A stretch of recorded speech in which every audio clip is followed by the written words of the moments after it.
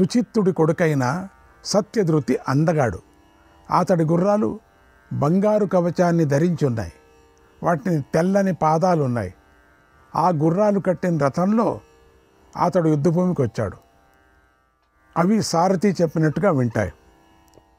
శ్రేణిమంతుడి గుర్రాలు బంగారు మాలలతో అలంకరించబడి ఉన్నాయి. పట్టు రంగు రోమాలతో వెలిగిపోతూ ఉంటాయి. అవి సహనశీలి కలవి. అటువంటి గుర్రాలు కట్టిన రథంలో శ్రేణిమంతుడు యుద్ధభూమికి వచ్చాడు. కాశీరాజు నరోత్తముడు. ఆయన గుర్రాలు బంగారు మాలలు ధరించున్నాయి. బంగారు రంగుల పుష్టభాగం కలిగి ఉన్నాయి. ఆ గుర్రాలు కట్టిన రథంలో ఆయన యుద్ధభూమికి వచ్చాడు. సత్యధృతి అస్త్ర విద్యలోనూ ధనుర్వేదంలోనూ పండితుడు. అతడు ఎర్రని గుర్రాలు కట్టిన రథంలో యుద్ధభూమికి వచ్చాడు. దృష్టద్యుమ్నుడు పాంచాల సేనాపతి. అతడి లక్ష్యం ద్రోణాచార్యుడు. అతడు పావురాల రంగు గల గుర్రాలు కట్టిన రథంలో యుద్ధభూమికి వచ్చాడు. ఆ దృష్టద్యుమ్నుడిని సత్యధృతి, శ్రేణిమంతుడు, వసుధానుడు, కాశీరాజు కొడుకైన అభిభువు అనుసరించారు. ఇక్కడ ఒక్క తమాష మనం గమనించాల. వ్యాస భగవానుడు మనకు అందించినటువంటిది. ఒక రంగు ఉండినట్టు ఇంకొక రథికుడికి లేదు. ఒక గుర్రం రంగు ఉండినట్టుగా ఇంకొక గుర్రము లేదు. అది చాలా విశేషం. నేను చాలా జాగ్రత్తగా దీన్ని మనం గమనిస్తే మనకు అర్థమవుతుంది. అంత రంగురంగులుగా ఉండేటువంటి ఆ యుద్ధభూమి ఎట్లా ఉంది చూడండి. మరి అందరూ ఉత్సాహంగా ఉన్నారు. అందరూ గెలుస్తాం లేక యమపూరికి వెళతాం, ఇదే అందరికీ. గెలుస్తాం లేక చేస్తాం, అందరికీ అదే. వాళ్ళకి అదే, వీళ్ళకి అదే. యముడితోనూ కుబేరుడితోనూ సమానులైన వీరందరూ ఎంతో వేగవంతులు. వీరు ఎంతో వేగంగా ప్రయాణించే కాంబోజ దేశంలో పుట్టిన గుర్రాలపై వచ్చారు. శత్రుసేనను భయపెడుతూ యుద్ధభూమికి వచ్చారు. ప్రభద్రకలు, కాంబోజీ దేశీయులు, వారు 6,000 మంది ఉన్నారు. వారందరూ ఆయుధాలను ధరించున్నారు. వారు వివిధ వర్ణాలు గల గొప్ప గుర్రాలు కట్టిన రథాలలో ధ్వజాలను, విల్లును పట్టుకొని ఉన్నారు. శత్రువులు చెదరగొడుతూ దృష్టద్యుమ్నుడి వెంట వచ్చారు. చకితానుడి గుర్రాలు పింగళ గౌరవర్ణంలో ఉన్నాయి. ఆ గుర్రాలు కట్టబడిన రథంలో అతడు అక్కడికే వచ్చాడు. అవి బంగారు పూలమాలల అలంకరణను శోభిస్తున్నాయి. అర్జునుడి మేనమామైన కుంతీ భోజుడు ఇంద్రధనస్సు వంటి రంగు గల గుర్రాలు కట్టిన రథంలో వచ్చాడు. మరో మేనమామైన పురుజిత్తు మంచి శ్రేష్ఠ గుర్రాలు కట్టిన రథంలో అక్కడికి వచ్చాడు. రోచమాన రాజు గుర్రాలు చిత్రంగా ఉన్నాయి. అవి తారలతో అలంకరించబడిన అంతరిక్షం వంటి రంగులతో ఉన్నాయి. ఆ గుర్రాలు కట్టిన రథంలో ఆ రాజు యుద్ధభూమికి వచ్చాడు. జరాసంధుడి కొడుకు సహదేవుడు. అతడు గుర్రాలు బంగారు ఆభరణంలో అలంకరించబడి ఉన్నాయి. అవి చిత్రవర్ణంలో ఉన్నాయి. అవి తెల్లటి పాదాలు కలివి. ఆ గుర్రాలు కట్టిన రథంలో అతడు రణభూమికి వచ్చాడు. సుధాముడి గుర్రాలు తామరతూడు వంటి రంగు కలిగి ఉన్నాయి. అవి డేగతో సమానమైన వేగాన్ని కలిగి ఉన్నాయి.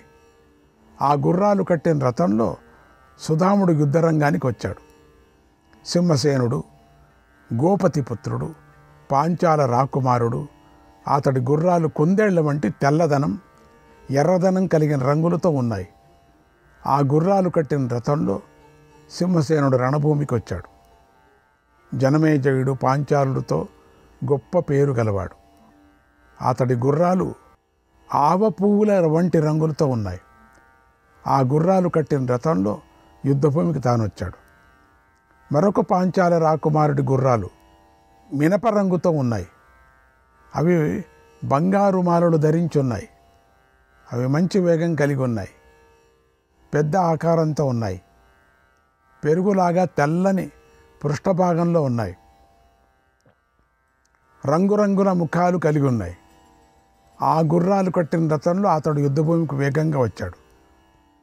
దండదారుడు అనేటువంటి వీరుడు గుర్రాలు కాకి వెదురు వంటి రంగు కలిగి ఉన్నాయి. పద్మకేశరుల వంటి కాంతితో ఉన్నాయి. ఆ గుర్రాలు కట్టిన రథంలో అతడు వచ్చాడు. వ్యాఘ్రదత్తుడి గుర్రాలు గాడిదల వంటి వర్ణ రంగులో ఉన్నాయి. వాటి వృష్ఠభాగం ఎలుకల వంటి రంగులతో ఉంది. అవి మంచి నియంత్రణ గల గుర్రాలు. ఆ గుర్రాలు కట్టిన రథంలో అతడు యుద్ధభూమికి వచ్చాడు. ఆ గుర్రాలు ఎగురుతూ ఉన్నాయి, ఎందుకంటే అవి గాడిదలతో సమానంగా. సుధనుడి గుర్రాలు నల్లని తలను కలిగి ఉన్నాయి. చిత్రమైన రంగుతోనూ విచిత్రమైన మాలలతోనూ అలంకరించబడి ఉన్నాయి. అతడు ఆ గుర్రాలు కట్టిన రథంలో వచ్చాడు. చిత్రాయుధుడి గుర్రాలు ఇంద్రుడి వజ్రాయుధు వంటి స్పర్శగల శక్తి గలవి. ఇంద్రధనస్సు వంటి కాంతితో వెలుగుతున్నాయి. వాటి శరీరంపై చిత్రమైన మచ్చలు ఉన్నాయి. ఆ విచిత్రమైన గుర్రాలు కట్టిన రథంలో వచ్చాడు కోసల రాజకుమారుడు సుక్షత్రుడు. అతడి గుర్రాలు బంగారు మాలలు ధరించున్నాయి. చక్రవాక పక్షి పొట్ట వంటి రంగు కలిగి ఉన్నాయి. ఆ గుర్రాలు కట్టిన రథంలో అతడొచ్చాడు. క్షేముడి కొడుకు సత్యధృతి. అతడి గుర్రాలు చిత్రవర్ణంతో ఉన్నాయి. పెద్ద శరీరంతో ఉన్నాయి. బంగారు మాలలతో ఉన్నాయి. చక్కగా నియంత్రించబడుతున్నాయి. శుభకరంగా ఉన్నటువంటి ఆ గుర్రాలు అతన్ని యుద్ధరంగానికి తీసుకొచ్చాయి. శుక్రుడి గుర్రాలు ఒకే రంగు గల ధ్వజం, కవచం, ధనస్సు కలిగి ఉన్నాయి. అతడు తెల్లని గుర్రాలతో కట్టబడిన రథంలో రణభూమికి వచ్చాడు. ఇక సముద్రసేనుడి కొడుకు చంద్రసేనుడు. అతడు గొప్ప తేజస్సు గలవాడు.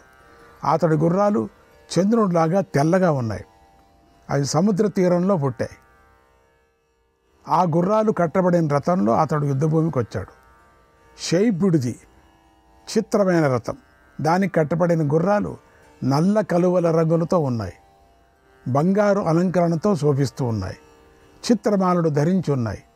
ఆ గుర్రాలు కట్టబడిన రథంలో అతడు రణభూమికి వచ్చాడు. రథసేనుడి గుర్రాలు బఠానీ పూల మేని రంగు కలిగి ఉన్నాయి.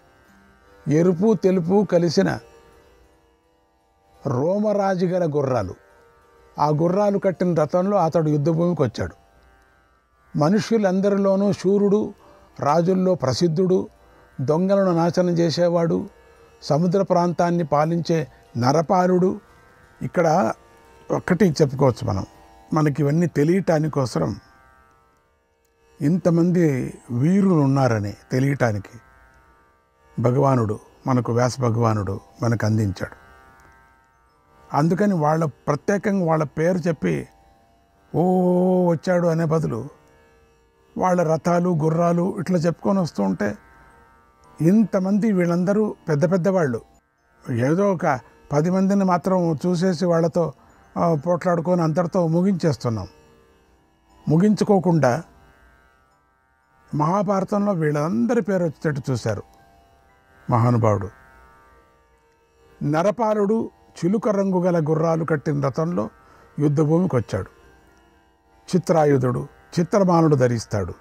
చిత్రవర్ణం కవచం ఆయుధాలను ధరిస్తాడు. అతడు ధ్వజం కలవాడు. అతడి గుర్రాలు కింశుక పుష్పాల వంటి రంగుతో ఉన్నాయి. ఆ గుర్రాలు కట్టిన రథంలో అతడు రణభూమికి వచ్చాడు.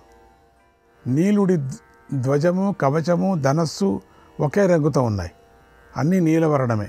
అలాంటి నీలుడి గుర్రాలు నల్లని రంగుతో ఉన్నాయి. ఆ గుర్రాలు కట్టిన రథంలో అతడు రణరంగానికి వచ్చాడు. చిత్రుడి గుర్రాలపైన కవచము, రథము, ధనస్సులపైన విచిత్రమైన నానా రకాల రత్నాలు అలంకరించబడి ఉంటాయి. అతడి గుర్రాలు, ధ్వజం, పతాకాలు కూడా చిత్రమైన వర్ణం కలిగి ఉంటాయి. ఆ గుర్రాలపై చిత్రుడు రణభూమికి వచ్చాడు. రోచమానుడి కొడుకు హేమవర్ణుడు. అతడి గుర్రాలు తామర రేకుల వంటి రంగుతో ఉన్నాయి. ఆ గుర్రాలు కట్టిన రథంలో హేమవర్ణుడు యుద్ధభూమికి వచ్చాడు.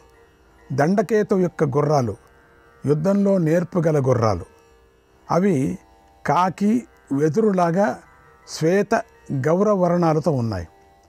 తెల్లని అండకోశాలలాగా తెల్లగా ఉంటాయి.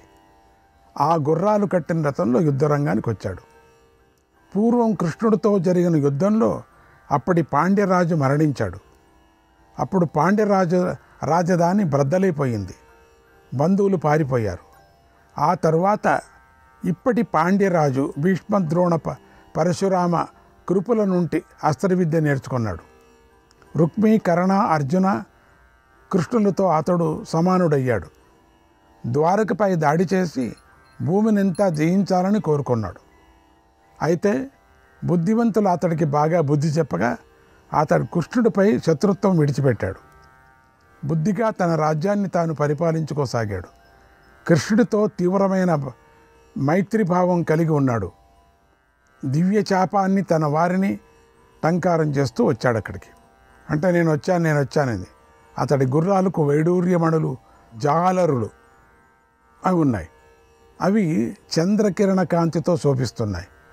ఆ గుర్రాలు కట్టిన రథంలో అతడు ద్రోణాచార్యుడిని ఎదిరించాడు. పాండ్యరాజు గుర్రాలు అడ్డసరపు పూల రంగులతో ఉన్నాయి. అడ్డసరపు. ఆ గుర్రాలను కట్టిన రథమెక్కి అతడు వచ్చాడు. ఆయన వెంట 1,40,000 రథికులు వచ్చారు. ఇక వీర ఘటోత్కచుడి గుర్రాలు వివిధ రంగులతోనూ వివిధ రూపాలతోనూ ఉన్నాయి. విభిన్నమైన ఆకారంతో వచ్చాయి. విభిన్నమైన ముఖాలు కలిగి ఉన్నాయి. అన్ని రాక్షస ముఖాలు. ఆ గుర్రాలు కట్టిన రథంలో ఘటోత్కచుడు రణభూమికి వచ్చాడు. బృహంతుడనే వీరుడు ఒక్కటిగా చేరిన భరత వంశీయులందరి అభిప్రాయాలను అంగీకరించలేదు. కోరికలను విడిచిపెట్టాడు. కేవలం భక్తిభావంతో వచ్చి ధర్మరాజు పక్షంలో చేరాడు. అతడు ఎర్రని కన్నులు గలవాడు, మహాబాహువు. అతడు బంగారు రథంలో వచ్చాడు. అరట్ట దేశంలో పుట్టిన గుర్రాలు అతన్ని యుద్ధభూమికి తీసుకొచ్చాయి. ధర్మరాజు రాజశ్రేష్ఠుడు సేనల మధ్యలో ఉన్నాడు. ఆయన బంగారు రంగు గల గుర్రాలు కట్టబడిన రథంలో యుద్ధభూమికి వచ్చాడు. ప్రభద్రకులు రకరకాల రంగులు గల మంచి గుర్రాలనెక్కి రణభూమికి వచ్చారు. అక్కడ చేరిన రాజులు భీముడితో కలిసి యుద్ధానికి సిద్ధమయ్యారు. వారివి బంగారు ధ్వజాలు. వారందరూ భీముడితో కలిసి అక్కడ కనిపించారు. ఆ రాజులందరిని మించి అక్కడ దృష్టద్యుమ్నుడు ప్రకాశించాడు. వీళ్ళందరినీ మించి వాడు నిలబడ్డాడు. ఆ సేనలన్నిటినీ మించి ద్రోణాచార్యుడు ప్రకాశించాడు. ఆయన యొక్క బంగారు ధ్వజం మీద మృగచర్మము, కమండల చిహ్నము ఉన్నాయి. దాంతో ఆ బంగారు ధ్వజం ఎంతో శోభిస్తుంది. భీముడి ధ్వజంపై వైడూర్యమణిమయ నేత్రాలు గల మహాసింహం చిహ్నంగా ఉంది. దాంతో ఆ ధ్వజం రెపరెపలాడుతూ ప్రకాశిస్తుంది. దాన్ని నేను చూశాను. ధర్మరాజు ధ్వజం బంగారుమయంగా ఉంది. దానిపై చంద్రుడు, గ్రహగణాలు చిహ్నంగా ఉన్నాయి. ఆ ధ్వజాన్ని నేను చూశాను. ఆ ధ్వజంపై నందోపన నందకాలు అనేటువంటి పేరుతో 2 పెద్ద మృదంగాలు ఉన్నాయి. అవి యాంత్రికాలు. అవి మ్రోగించకపోయినా మ్రోగుతూనే ఉంటాయి. మంచి శబ్దంతో ఆనందాన్ని కలిగిస్తూ ఉంటాయి. నకులుడు మహాధ్వజంపై శరభచిహ్నం ఉంది. దాని పృష్ఠభాగం బంగారుమయంగా ఉంటుంది. అది భీకరంగా ఎగురుతూ అందరినీ భయాన్ని కలిగిస్తుంది. దాన్ని కూడా నేను చూశాను. సహదేవుడి ధ్వజంపై గంటలు, పతాకాలతో కూడి వెండితో చేసిన హంస చిహ్నంగా ఉంది. ఆ ధ్వజం శత్రువులకు శోకాన్ని పెంచుతుంది. ఉపపాండవుల ధ్వజంపై వరుసగా ధర్మ, మారుత, ఇంద్ర, అశ్వినీయుల బొమ్మలు చిహ్నాలుగా ఉన్నాయి. ఆ రణభూమిలో శోభను కలిగిస్తున్న ఆ చిహ్నాలతో అభిమన్యుడి రథధ్వజం బంగారుమయమై ఉంది. అది ఉజ్వలంగా ప్రకాశిస్తుంది. దానిపై శార్ఘపక్షి చిహ్నంగా ఉంది. ఘటోత్కచుడి ధ్వజంపై గ్రద్ద ప్రకాశిస్తుంది. పూర్వకాలంలో రావణాసురుడి గుర్రాలలాగా ఘటోత్కచుడి గుర్రాలు కూడా కామచారులు అయి ఉన్నాయి. అంటే ఇష్టం వచ్చినట్టు రూపం తెలుసుకుంటాయి. ధర్మరాజు దగ్గర ఇంద్రుడిచ్చిన దివ్య ధనస్సు ఉంది. భీమసేనుడి దగ్గర వాయుదేవుడిచ్చిన ధనస్సు ఉంది. అర్జునుడి దగ్గర దివ్య ధనస్సు ఉంది. నకులుడి దగ్గర వైష్ణవ ధనస్సు ఉంది. సహదేవుడి దగ్గర ఆశ్విన ధనస్సు ఉంది. ఘటోత్కచుడి దగ్గర భయంకరమైన పౌలస్య ధనస్సు ఉంది. ఉపపాండవుల దగ్గర క్రమంగా రుద్ర, అగ్ని, కుబేర, యమ, శంకరుల అనుగ్రహం వల్ల లభించిన ధనస్సులు ఉన్నాయి. బలరామదేవుడు శివుడికి సంబంధించిన శ్రేష్టమైన ధనస్సును పొందాడు. దానిని ఎంతో ఆనందంగా అభిమన్యుడికి ఇచ్చాడప్పుడు. అవి కాకుండా ఇంకా ఇతర రాజుల బంగారు ధ్వజాలు అక్కడ కనిపిస్తున్నాయి. అవి శత్రువులకు శోకాన్ని కలిగిస్తున్నాయి. ధ్వజాలతో ఉన్న ద్రోణసేన చిత్రపటం గీసినట్లుగా ఉంది. వారి ధ్వజాలు విచిత్రంగా కనిపిస్తున్నాయి. ఆ మహాసంగ్రామంలో ద్రోణాచార్యుని ఎదిరించే వీరులు తమ నామగోత్రాలను రణభూమిలో వినిపించారు. అవి స్వయంవరంలో ప్రకటిస్తున్నట్లుగా ఉన్నాయి. వాళ్లే ప్రకటించుకున్నారు అన్నాడు సంజయుడు. శ్రీకృష్ణాయ పరమాత్మనే నమః. 24వ అధ్యాయం. ధృతరాష్ట్రుడు సంజయుడితో ఇలా అన్నాడు, ఓ సంజయ, భీముడు రణభూమిలోకి మళ్ళీ వచ్చాడు. అతడితో పాటు రాజులు వచ్చారు. వారందరూ దేవతా సైన్యాన్ని కూడా బాధించగల సమర్థులు, శక్తివంతులు. మనిషి దైవ ప్రేరణతో కూడి ఉంటాడు కదా, ఇది నిజం. విడివిడిగా కనిపించే అందరి కోరికలు కూడా దైవ ప్రేరణ మీదే ఆధారపడి ఉంటాయి. ధర్మరాజు అడవిలో జటలు, నారచీరలు ధరించి చాలా కాలం నివసించాడు. లోకానికి తెలియకుండా కొంతకాలం జీవించాడు. ఆ ధర్మరాజే ఈనాడు పెద్ద సేనను తీసుకొని యుద్ధానికి వచ్చాడు. ఇదంతా దైవ ప్రేరణే కానీ మరొకటి కాదు కదా. నేను కానీ నా కుమారుడు కానీ చేసిందేమీ లేదు. యుక్తయేవ హి భాగ్యేన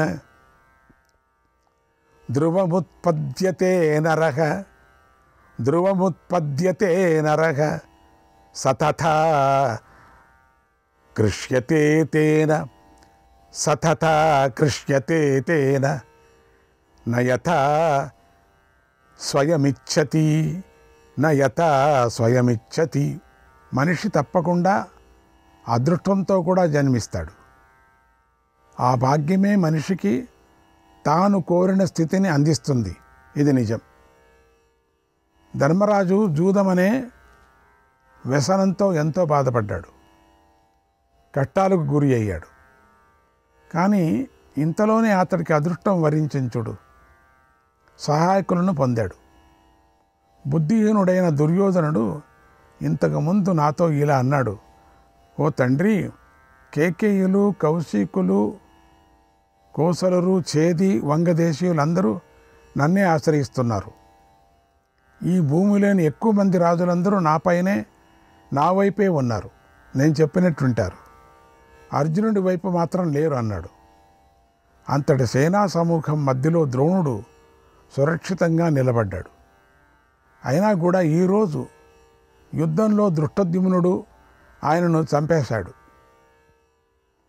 దీనిని విధియే కారణమై ఉంది, మరో కారణం లేదు. ఆ ద్రోణుడు ఎప్పుడు యుద్ధంలో అభినందించవలనే అనుకుంటూ ఉంటాడు. ఆయనకు అస్త్రవిద్య యొక్క అంతం తెలుసు.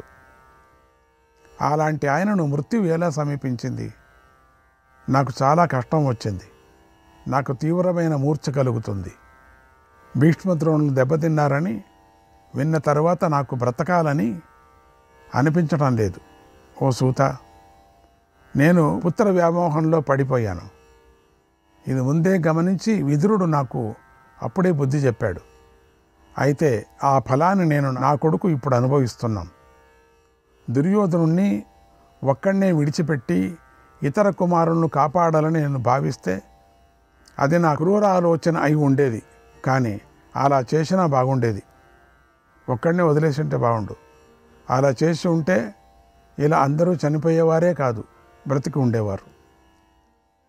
యో హి ధర్మం పరిత్యజ్య భవత్యర్థ పరో నరః, సోస్మాచ్చహీయతే లోకాత్ క్షుద్రభావంచ గచ్చతి. ధర్మాన్ని వదిలిపెట్టి కేవలం అర్థం మీదనే దృష్టి పెట్టిన మానవుడు లోకభ్రష్టుడు కావటమే కాకుండా నీచమైన స్థితిని కూడా పొందుతాడు. శ్రీకృష్ణాయ పరమాత్మనే నమః.